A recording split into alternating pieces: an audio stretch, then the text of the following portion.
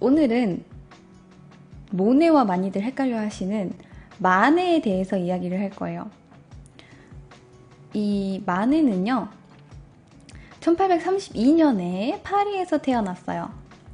이 마네랑 모네는 둘이 이름도 되게 헷갈리는데 이게 활동한 연대도 비슷하고 똑같고 출생지도 그렇고 이 얼굴 생긴 것도 그렇고 되게 비슷비슷하게 생겼어요. 이분이 마네고 이분이 모네입니다. 마네, 모네. 자, 이들이 활동했던 19세기 초 유럽에서는 서양 미술이 사실주의로 넘어왔다가 19세기 후반부터 인상주의라는 게 이제 유행하게 됐어요. 근데 이 사실주의와 인상주의를 연결시킨 사람이 바로 이 마네입니다. 그럼 에드워르 마네에 대해서 이야기를 좀 해줄게요. 에드워르 마네는 1832년 1월 23일 태어났어요. 파리의 아주 부유한 집안에서 태어났습니다. 이 어머니는 스웨덴 왕가의 외교관 집안이에요. 그리고 이 엄청 엄격해 보이는 아버지는 판사예요. 이건 마네가 나중에 나이 들어서 그린 그림이에요. 화가의 부모, 오기스트 마네 부부. 자, 그래서 이 아버지 오기스트 마네는 에드워르 마네가 자기처럼 법을 공부하기를 바랬어요. 아니면 군인이 되거나. 근데 외삼촌이 이 마네의 재능을 알아본 거예요. 그래서 어렸을 때부터 이게 그림이야 이러면서 그림도 그려주고 그림도 한번 그려보게 하고 루브르 박물관에도 데려가면서 그림에 흥미를 키워줬습니다. 이후에 기숙학교에 들어가서 공부를 열심히 해서 법대에 나름 들어가려고 아버지의 기대에 부응하려고 되게 노력을 했는데 마네는 공부에 재능이 없었어요. 그래서 나는 법 공부 안 할 거야, 난 그림 그릴 거야 가 아니라 그냥 진짜 공부에 재능이 없어서 법대를 못 갔어요. 슬프죠. 법대 진학은 무리입니다. 자, 하지만 아직 군대 남았다. 아버지가 군인을 포기를 못 하셨어요. 그래서 마네에게 다시 한번 군입대를 제안을 합니다. 그렇게 마네는 17살에 해군사관학교에 입학을 하려고 했는데 입학 시험에서조차 2번이나 떨어집니다. 이후 아버지는 더 이상 마네에게 어떠한 것도 기대하지 않고 그냥 그림을 그리라고 허락을 해줍니다. 네, 어쨌든 그림을 그리게 됩니다. 그렇게 1850년부터 1856년 사이에 초상화로 유명했던 초상화가이자 역사화가인 토마스 쿠티르라는 사람한테 그림을 배워요. 그리고 이때 벨라스케스, 고야 같은 거장들의 그림을 모작하면서 많은 영향을 받습니다. 이후 자신만의 화풍을 개발을 하게 되는데 이 화풍이란 물론 인상주의 기법이 이때부터 나타났다는 거겠죠. 스케치를 하지 않아요. 스케치를 하지 않고 그냥 보이는 대로 막 물감을 그냥 막 느낌대로 막 착착착착 그립니다. 스케치를 포기하면서 세밀한 표현을 포기하는 대신에 보이는 그대로를 빨리 그릴 수 있게 됐어요. 인상주의 뭐라고요? 눈에 보이는 그대로 그리기 위해서 필요한 건 뭐야? 스피드야. 이해하시겠죠? 자, 그렇게 미술을 배운 이 마네는 1856년 전속 화랑을 열어요. 그리고 나서 사실주의 작품을 그립니다. 인상주의 아니에요. 사실주의예요. 보이는 그대로 아주 사실적으로 그려요. 근데 이게 스승 쿠티르에 대한 반감이 커서 역사, 종교, 신화 이런 주제는 거의 그리지 않았어요. 스승이었던 쿠티르는 역사화가니까 그런 부분을 되게 많이 그렸단 말이에요. 근데 마네는 그런 걸 싫어하고 집시, 카페, 주정뱅이 이런 그림들을 되게 많이 그립니다. 주위에서 흔히 볼 수 있는 것들. 그리고 1859년부터 드디어 슬슬 살롱에다가 작품을 출품을 하게 되는데 다 떨어집니다. 이때 들라크루아만이 마네의 작품에 호의를 표했다고 해요. 자, 그렇게 계속해서 낙선을 하다가 드디어 1861년에 살롱전의 작품 2점이 선정이 되었으나 이것도 역시 낙선됩니다. 계속 떨어집니다. 그리고 사생활까지 구설수에 휘말립니다. 이 마네는요, 아버지가 어렸을 때 피아노 과외 선생님을 붙여준 적이 있어요. 과외 선생님 이름은 쉬잔 린호프입니다. 근데 이 여성이 당시 22살이었어요. 마네가 19살일 때 22살짜리 피아노 과외 선생님을 딱 만나니까 얼마나 좋았겠어요. 얼마나 설렜겠어요. 막 선생님 막 우후 오늘 피아노 치는 날 이러면서 되게 좋아했을 거 아니에요. 근데 이 선생님은 이미 마네의 아버지랑 그렇고 그런 사이였어요.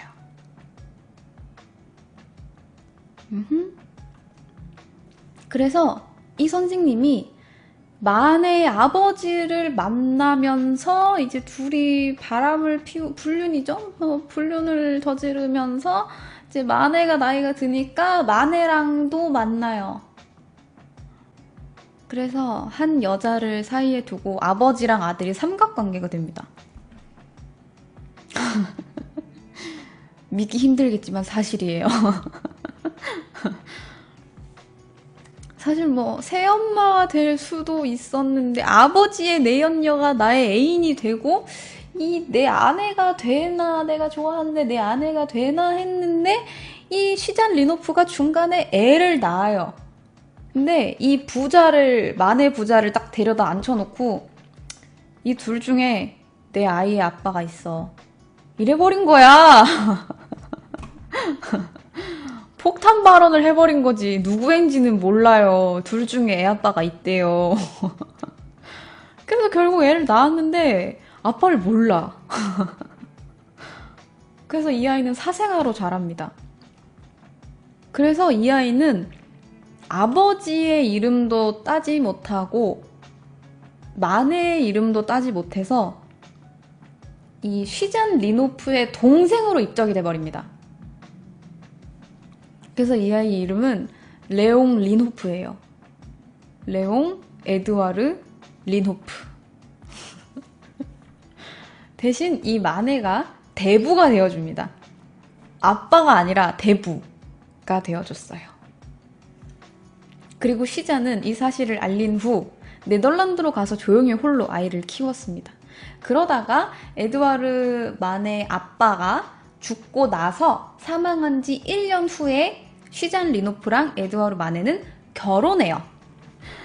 자, 그리고 나서 1862년 마네의 첫 걸작이라고 불리는 튠르리의 공원 음악회를 그려요.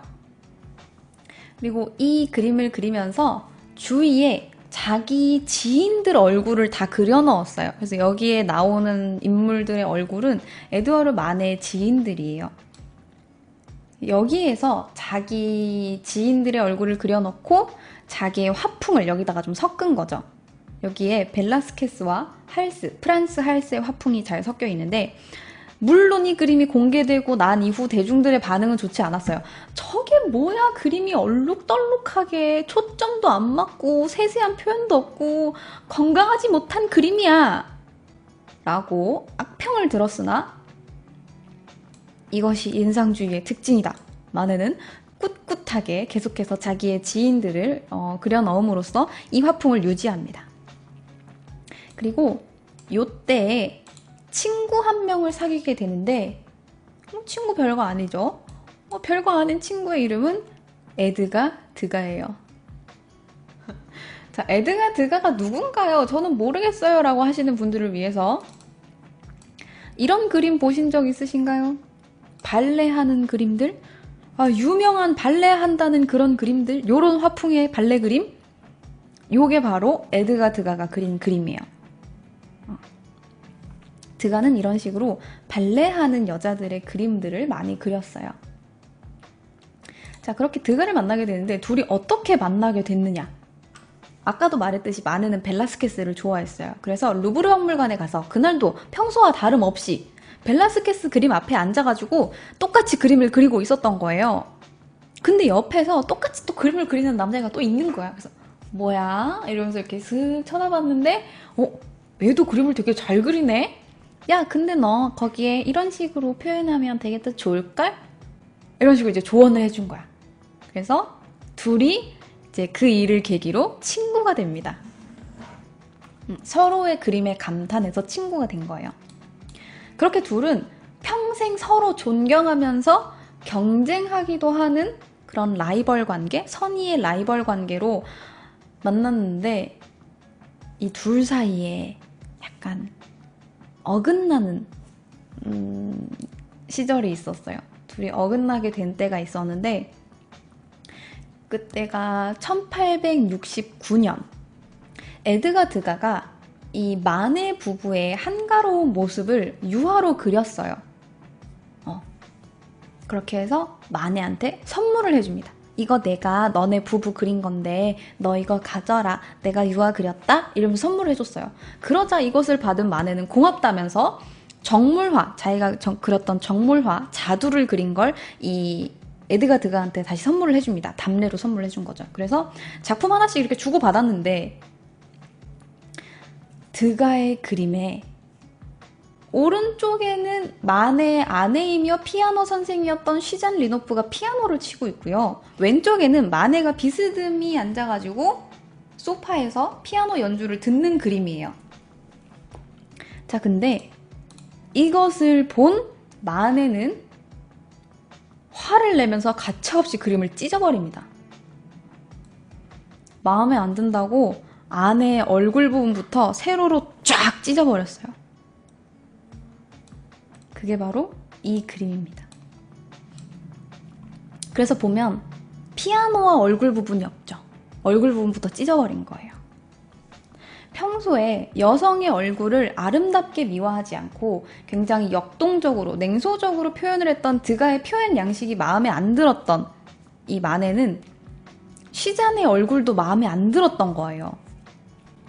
그래서 이것을 본 마네가 그림을 찢어버렸고 마네가 그림 찢은 걸 하필 또 드가가 봤어요. 그래서 선물했던 이 그림을 다시 집으로 들고 옵니다. 그리고 마네가 선물해줬던 그 정물화도 야 돌려줄게 이러고서 돌려줘요. 그리고 마네가 잘라버렸던 이 부분을 다시 그릴 생각으로 캔버스 조각을 옆에다가 덧대어 붙였는데 더 이상 그리지 않아서 이 그림은 앞부분 없이 이렇게 되어버렸습니다. 자, 그러면 드가가 도대체 얼굴을 어떻게 그리길래 그렇게 마음에 안 들었어? 드가는 얼굴을 이렇게 그려요. 마음에 안 들만 하죠. 이해가 됩니다. 자, 그러면 마네의 정물화, 돌려받았던 마네의 정물화를 마네는 어떻게 했을까요? 팔아버렸어요. 네가 돌려줬어? 그래, 그럼 팔지 뭐. 이러면서 팔아버립니다. 어쨌든 둘이 서로 예술성에 대해서는 인정을 하고 있었고 특히나 에드가 드가가 성격이 아주 뭐 사회성이 부족하다라고 표현을 해야 할 정도로 성격이 아주 까칠했어요. 그래서 이 드가의 그림을 그나마 인정을 해주고 드가의 성격을 받아주고 친구로 지내주던 이 마네를 드가는 아주 좋아하고 있었기 때문에 둘은 나중에 다시 친구가 됩니다. 나중에 둘이 싸워서 절교했어? 라는 질문을 들은 드가는 마네랑 불편한 관계로 지낼 수 있을 만한 사람이 몇이나 되겠어? 라고 이야기했습니다. 마네랑 불편한 관계로 지낼 수 있는 사람은 없대요.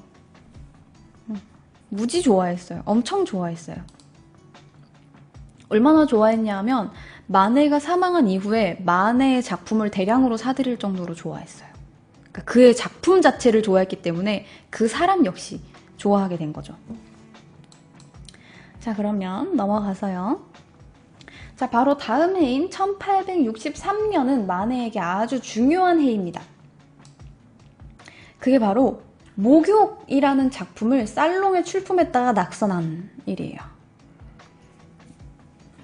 아니 뭐 낙선한 게 뭐 그렇게 대단해. 맨날 낙선했다면서 라고 생각할 수 있겠지만 이때 낙선한 화가들이 비평가들이 너무 편파적이에요. 너무 아카데믹해요. 내 그림을 몰라줘요! 라는 말이 너무 많았어요. 그래서 나폴레옹 3세가 살롱 옆에다가 낙선된 작품들을 모아서 전시회를 여는 낙선전이라는 걸 따로 엽니다. 그리고 여기에 첫날 관중 7,000명의 관심을 끈 작품이 있었으니 그것이 바로 낙선했던 목욕이라는 제목의 풀밭 위의 점심 식사입니다. 이건 목욕이라는 제목에서 보이시겠지만 뒤에 여자가 목욕을 하고 있습니다. 근데 나중에 풀밭 위의 점심 식사라고 다시 낙선전에 출품이 된 작품이에요. 근데 이게 전시되는 동안 마네는 비평가들로부터 평생 들을 욕을 거의 다 먹었어요. 물론 뒤에도 많이 듣습니다. 근데 이걸로 되게 욕을 많이 먹었어요. 자, 그러면 욕먹은 이유를 차근차근 한번 알아봅시다. 일단 알아보기에 앞서 이 작품은 아까 이야기했듯이 고전 작품들을 여러 가지 차용해서 그렸어요. 그 중에 하나는 티치아노의 전원음악회라는 작품이에요. 이 작품입니다. 그리고 두 번째 다른 작품은 라이몬디의 동판화로 전해지고 있는 라파엘로의 파리스의 심판이라는 작품이에요. 일단 전원음악회에는 특징적인 부분들이 있죠. 일단 나체고요. 여자 둘이 나오고요. 남성 둘이 나옵니다. 그리고 여자 둘 다 거의 벗고 있고요. 남성 둘은 옷을 입고 있어요. 야외에 애들이 나와 있다는 것, 그리고 전체적인 이 숲의 분위기가 비슷하죠. 자, 그리고 파리스의 심판 같은 경우에는 자세가 아예 똑같습니다. 자, 그러면 거장들의 작품을 따라했다고 욕을 먹은 건가요? 아니죠. 차용할 수도 있지. 왜 욕을 먹었을까? 첫 번째 이유는 이 여자가 누드라는 거예요. 아니, 여기도 여자가 누드고 여기도 여자가 누드인데 이름 없는 화가가 그렸다고 차별하는 거예요? 아니죠. 아니에요. 이건 신화적인 인물들만 나신으로 그렸었어요. 근데 마네는 그냥 인간을 누드로 그려버린 거예요. 그리고 이 벗은 사람은 진짜 실제로 존재하는 모델이에요. 이 여자는 마네의 최애 모델인 빅토린 웨랑이라는 여자입니다. 이 여자가 빅토린 웨랑이에요. 그리고 뒤에 목욕을 하고 있는 여자가 마네의 아내인 쉬잔 리노프고요. 요 앞에 비스듬히 앉아있는 남자가 마네의 동생인 외젠 마네예요. 그리고 뒤에 초점을 잃으신 남자분이 처남 퍼디난 린호프입니다. 그래서 다 실존 인물을 그냥 평소와 다름없이 이야기하는 이 장면에 여자를 나체로 그려버린 거예요. 그런데 남자들을 보면 아주 극단적으로 모자부터 신발까지 다 갖춰 입고 있어요. 너무 잘 차려 입어버렸어. 자, 그런데 이것도 좀 그런데 심지어 환상의 여인도 아니고 실존하는 인물인 이 벌거벗은 여자가 아주 관람자를 뻔뻔하게 쳐다보고 있습니다. 보이시죠? 정확하게 관람자를 응시하고 있어요. 그리고 여자의 발은 아주 당돌하게도 남자의 다리 사이에 탁 이렇게 얹혀져 있죠. 그러다 보니까 뭔가 이 신사들은 보기에 불편한 거야.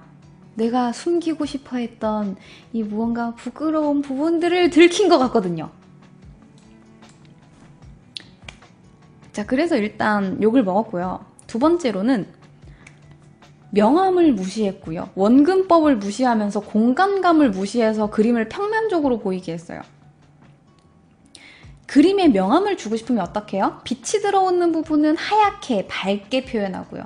어두운 부분은 검정색이나 갈색을 표현해서 이렇게 막 쫙 죽여야 되는데 심지어 당시 살롱에는 되게 아카데믹한 그림들, 정석으로 이제 딱 공부해서 배워온 사람들의 그림들을 좋아했는데 마네는 이 모든 걸 다 무시해버리고 그냥 중간 색깔로 다 표현해버렸어요. 그러다 보니까 그림이 평면적이고요. 뒤에 보면 배가 있어요. 여기 이 모자 쓴 남자 바로 위쪽에 보면 나무 배 보이세요? 근데 이 배랑 이 여자는 같은 선상에 놓여 있어요. 근데 크기를 보면 이거 뭐예요? 미니어처인가요? 탈 수는 있는 건가요? 같은 선상에 있으면 배가 훨씬 커야 되는데 사람이 더 커요. 이게 뭐예요? 원근감 이렇게 무시해도 되나요? 그렇기 때문에 이게 원근감이 무시되었기 때문에 그림이 아주 평면적으로 되어버렸습니다. 근데 마네는 이 명암을 무시한 부분에 대해서 햇빛이 들어오는 이 숲에 나무들로 인해 밝은 부분도 어둡게 보였고 어두웠던 부분도 반사광 때문에 밝게 보였다 라고 이야기했어요. 그래서 모든 부분이 이제 약간 중간색으로 표현이 된 거죠. 어쨌든 이러한 부분들 때문에 뭐 이거 말고도 아주 많은 이유가 있는데 이것 때문에 낙선전은 살롱보다 더 큰 인기를 얻게 됩니다. 그리고 마네는 유명인사가 됐어요. 이것이 1863년의 일이에요. 이렇게 유명인사가 된 에두아르 마네는 2년 뒤에 더 큰 일을 벌입니다. 더 큰 이슈를 몰고 왔으니 그것이 바로 올랭피아입니다.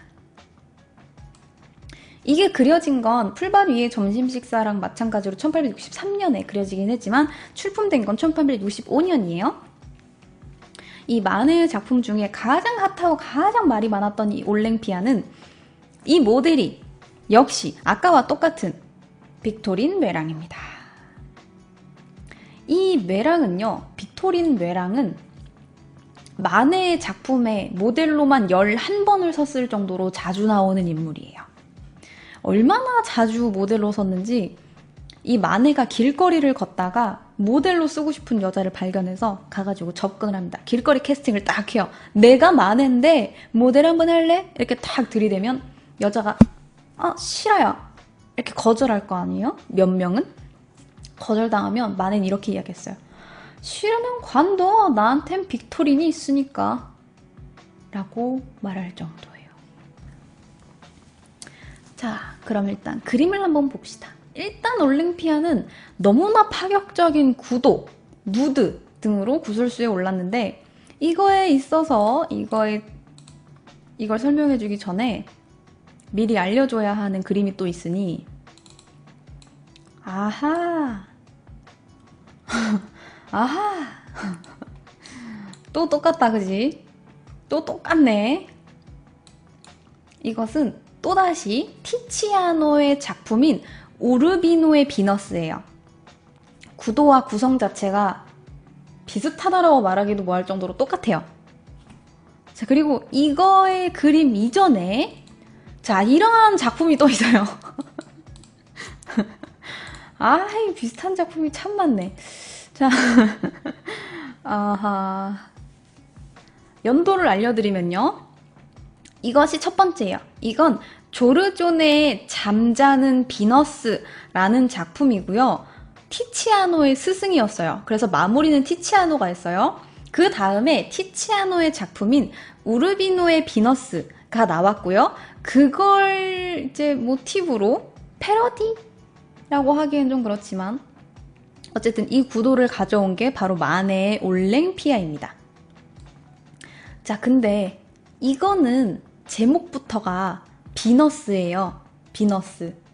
우르비노의 비너스. 신적인 인물이고 뭔가 막 벗고 있어도 우아함이 느껴지고 관능미가 느껴지면서 그 사이에 다리를 살짝 꼬아서 뭔가 수줍음도 느껴지고 그런 뭔가 이제 비너스 정말 비너스를 그린 거죠. 그리고 옆에 보면 강아지가 자고 있어요. 근데 강아지는 절개, 신뢰 등을 상징합니다. 자, 그러면 올랭피아 한번 볼까요? 일단 똑같이 벗고 있어요. 똑같이 누워 있고요. 똑같이 다리를 꼬고 있어요. 근데 표정이 달라요.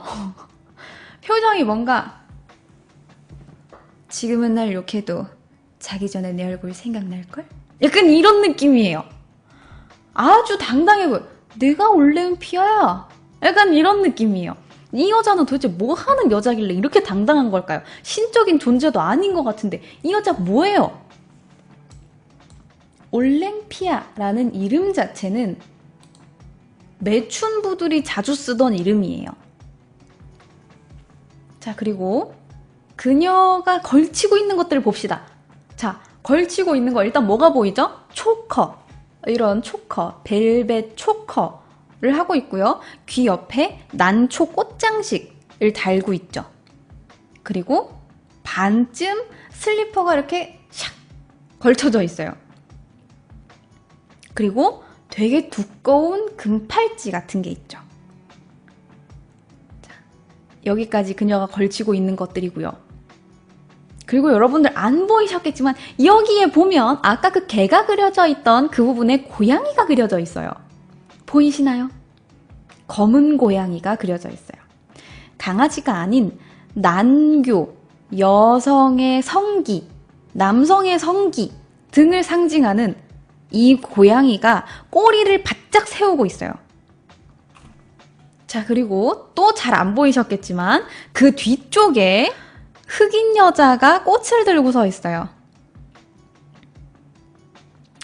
큐피드가 아니라 흑인 여자가. 자, 그러면 한번 봅시다. 자, 아니 뭐 초커랑 꽃은 그렇다 쳐. 뭐 슬리퍼가 왜? 강아지 대신 고양이가 왜? 이런 느낌이죠. 꽃다발로 받을 수도 있지 라는 생각이 들 수 있지만 이 꽃다발은 남성들이 매춘부를 방문하기 전에 을에 선물해주는 꽃다발이에요. 자, 그러면 여러분들이 이러한 상징물이 왜? 라는 말을 하실 분들을 위해서 보여줄 그림이 있어요. 이 그림은 장오노레 프라고나르의 그네 혹은 그네 타기 혹은 그네라는 행복한 사건이라는 그림입니다. 네, 겨울왕국에 나왔던 그 그림이에요. 겨울왕국을 보시는 분들은 아시겠지만 그 그림입니다. 자, 이 그림은 한 남작의 의뢰로 그려진 그림인데요. 여기에는 3명의 인물이 등장합니다. 잘 보시면 일단 정중앙에 빡 하고 등장해서 장미색 이 드레스를 쫙 펼친 여자 한 명이 보이고요. 그 여자 앞에 이렇게 팔을 쫙 뻗고 있는 남자 한 명이 보이고요. 그 뒤에 저 멀리 구석에서 여자의 그네를 끌어주는 늙은 남자가 보입니다. 자, 3명이 있어요. 무슨 관계일까요? 이 그림의 상징물을 딱 보면 다 알 수 있어요. 이 그네를 밀고 있는 남자는 남편이고요. 수풀에 비스듬히 누워있는 남자는 불륜 상대입니다. 그리고 이 여자는 남자를 유혹하고 있어요. 아, 왜요? 어딜 봐서요? 라고 이야기하겠죠. 자, 그네를 타고 있던 이 여자는 시선이 아래로 가 있어요. 남성을 의식해서 다리를 쫙 뻗어서 치마 속을 보여줌과 동시에 신발을 날립니다. 아, 신발 뭐죠? 귀족의 정숙함과 품위를 의미하는 신발을 벗어 던집니다. 잃어버린 순결이에요. 자, 그리고 이 그림의 가장 왼쪽에 보시면 여기 보시면 큐피드 상이 하나가 있어요. 근데 큐피드 상이 어떻게 하고 있어요?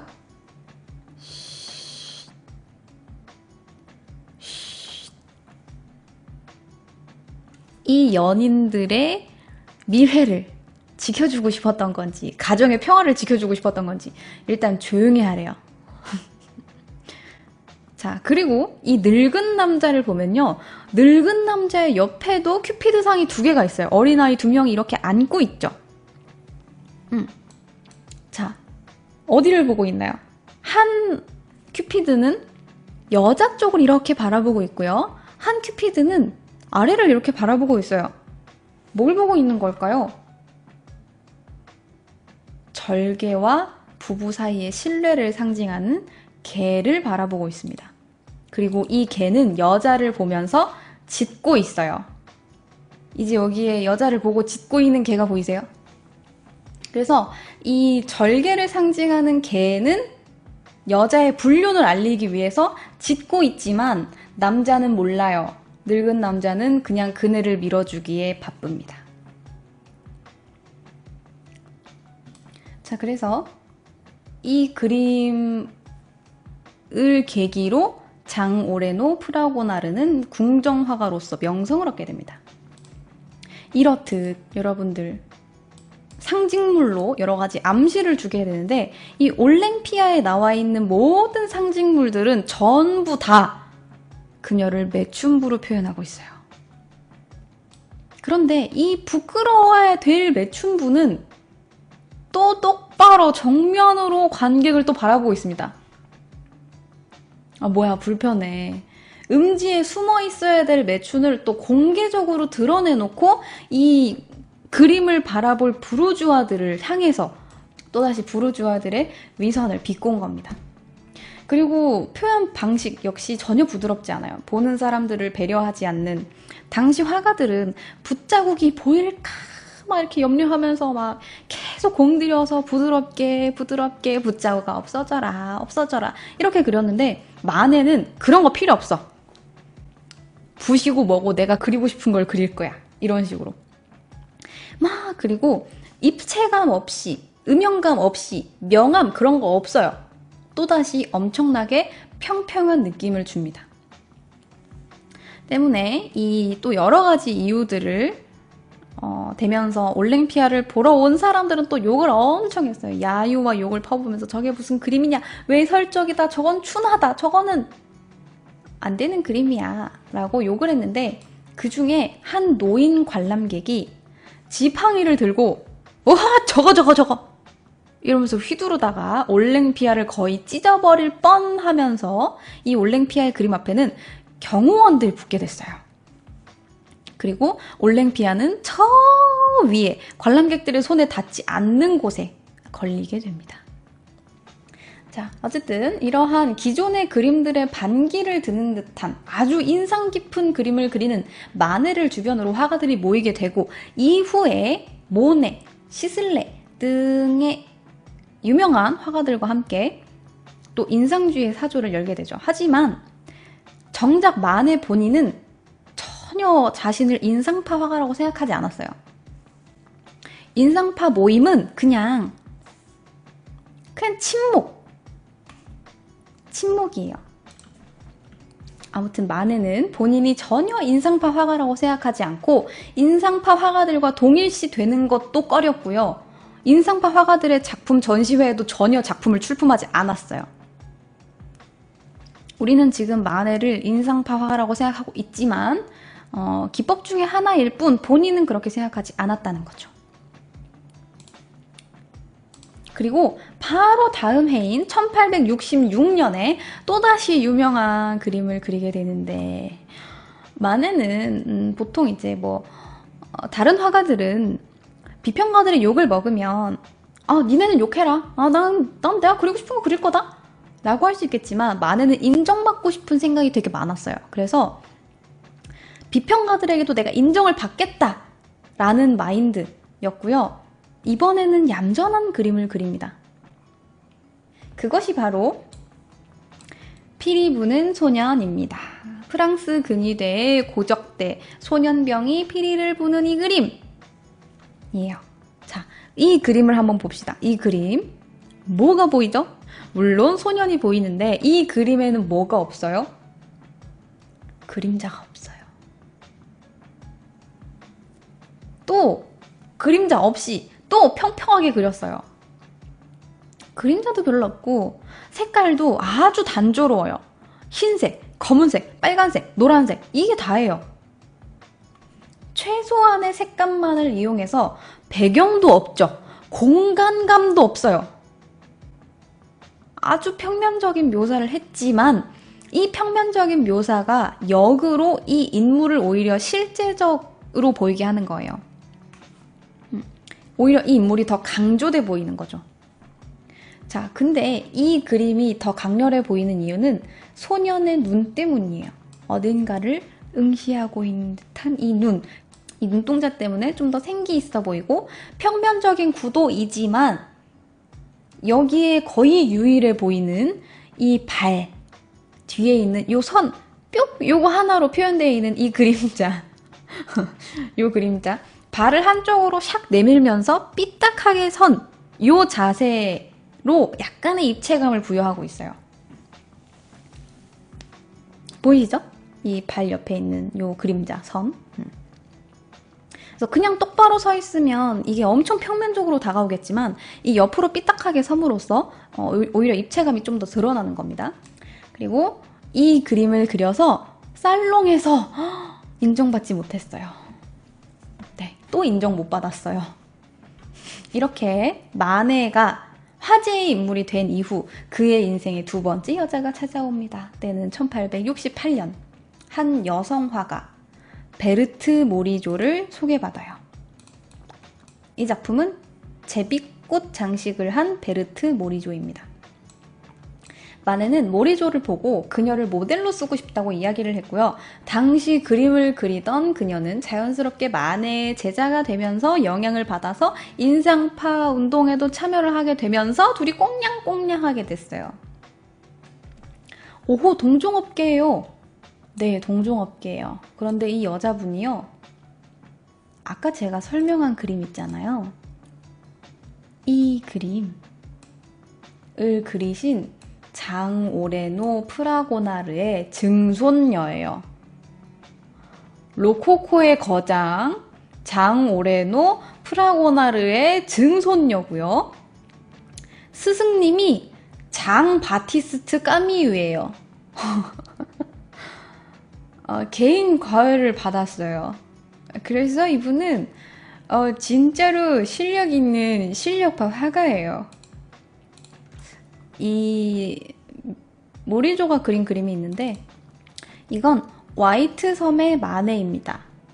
요 마네 아니고 동생인 외젠 마네예요. 근데 왜 외젠 마네를 그렸을까요?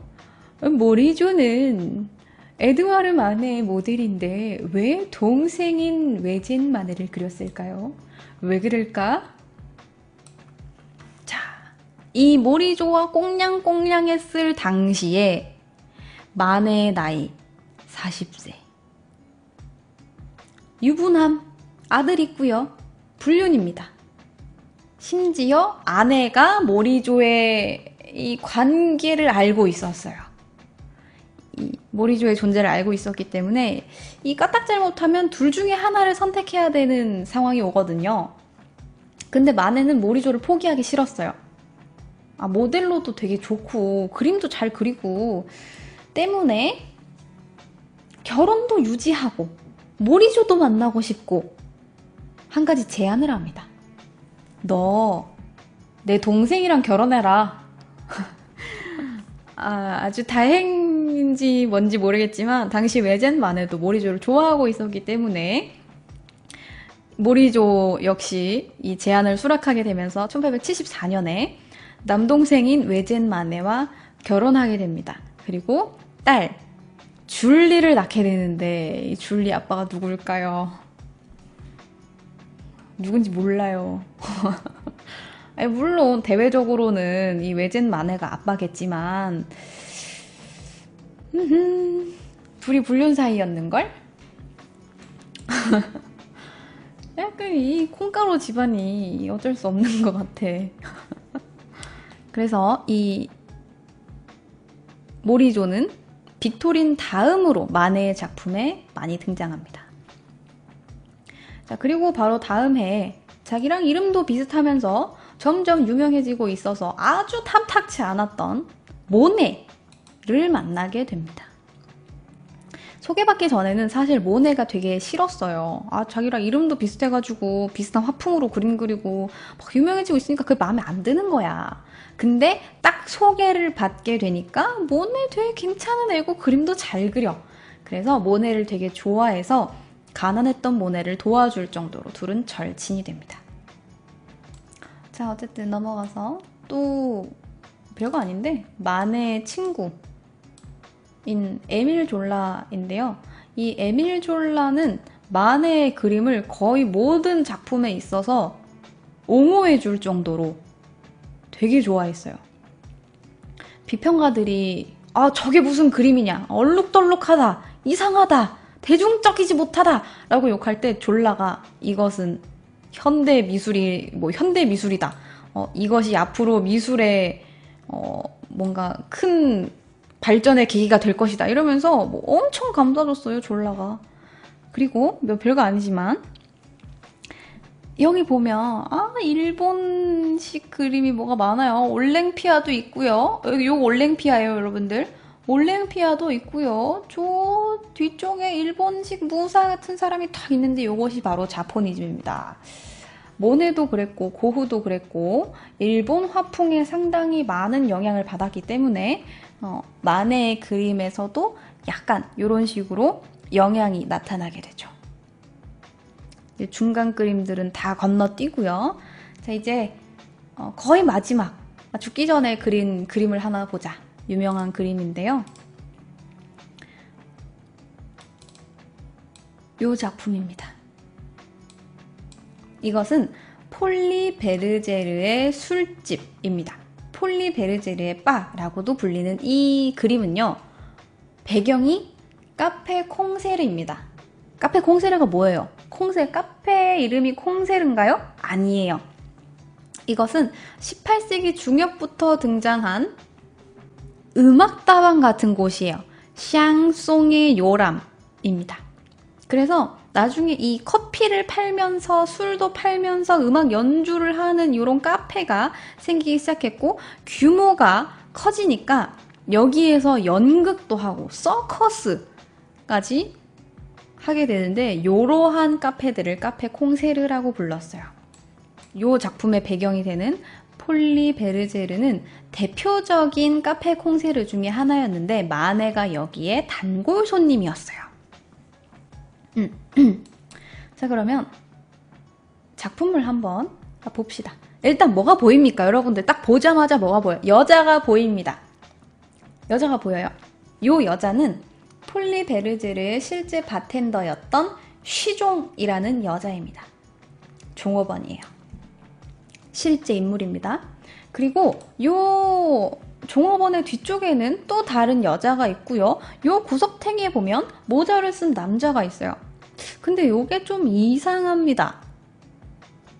여러분들, 이 뒤쪽에 있는 여자 밑에 노란색 테두리가 있고요. 그 밑으로 하반신이 없어요. 귀신인가? 아니야, 거울이야, 여러분들. 사실 이 여자의 뒤쪽에 있는 카페의 전경은 앞쪽에 있는 거고요. 뒤에 있는 건 거울입니다. 잘 보세요. 확대 갑니다. 확대. 쫙 확대. 자, 이게 뭐예요? 서커스 중인 고개사의 발입니다. 이로써 이 카페 콩세르에서 서커스 중이라는 걸 우리는 알 수 있죠. 마네는 이 그림을 그린 게 사망하기 1년 전이에요. 근데 이미 되게 많이 아팠어. 건강 상태가 많이 좋지 않았기 때문에 마네는 실제로 이 카페 폴리베르제르에 가지 못하고 자기 작업실에다가 바를 하나 만들어서 모델을 세워서 그림을 그렸다라는 이야기가 있어요. 그래서 보면 이 앞에 있는 바는 엄청 자세하고 세밀하게 묘사가 되어 있는 반면에 뒤쪽에 보면 사람들이 얼굴이 다 뭉개져 있어요. 이건 기억을 회상해가면서 그렸기 때문이에요. 자, 그리고 이 앞에 술병들이 있는데 이 술병을 또 자세히 한번 봅시다. 저기에 술병이 보이죠? 술병이 보이는데 여기에 빨간색 술병이 있어요. 무슨 뭐 체리 술 같이 보이는 요 빨간색. 요것은 바스 브루어리라는 맥주 상표예요. 그리고 여기에 밑에 아주 깨알같이 숫자가 적혀 있어요. 요 술 자세히 보면요.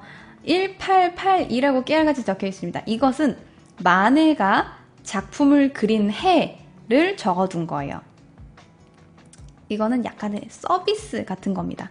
미술품을 수집하는 사람들을 위해서 이 그림의 내력을 알 수 있도록 서비스 형태로 이렇게 언제 그렸는지 1882, 1882년에 그렸다라고 여기에다 적어둔 겁니다. 자, 그리고 이 그림을 전체적으로 한번 보면요. 뭐가 느껴지죠? 뭐 일단 술집이에요. 앞에 술이 놓여 있고요. 가운데 세로로 아주 길게 여자가 서 있어요. 화려하죠? 근데 이 쉬종의 표정을 한번 봅시다. 되게 화려한 뒷면과 이 술과는 반대되게 되게 지쳐 보이고 무표정하고 고립되어 보이고 소외되어 보이고 분리되어 보입니다. 그러면서 이 술 앞쪽에, 바 앞쪽에 이렇게 몸을 촥 하고 내밀면서 이 앞에 꽃이 이렇게 있고 얼핏 보면 술과 함께 팔리는 상품 같은 느낌이 들어요. 왜냐하면 실제로 당시 술집 종업원들이 매춘을 했기 때문이에요. 아까 상징물 이야기했죠. 종업원의 목에 아까 이야기했듯이 초커가 또 걸려 있고요. 손목에 보면 굵은 금팔찌가 차여져 있죠. 그리고 이 여자가 거울 속에서 대화하는 사람은 누구죠?